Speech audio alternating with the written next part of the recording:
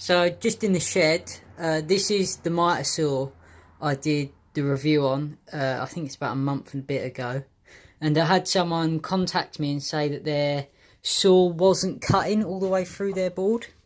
And it's because the blade is actually stopped. And if you look,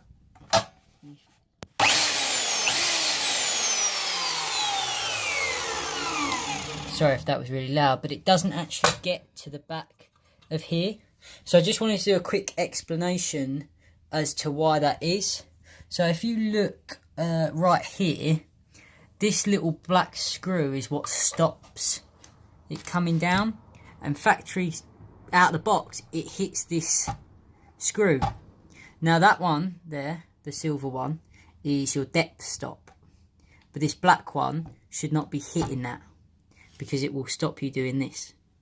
So the Allen key here that comes with it will not fit that little bolt.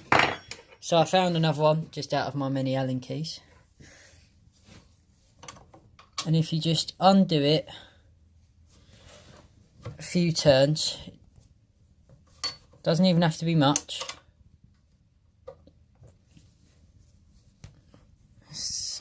See how much I've reduced that there? And you just take it back down. Well, I've done it too far, but you can actually see right there it's hitting that black plastic. Let me come around the front and show you. So it's going to take a bit of adjustment, but just by turning that,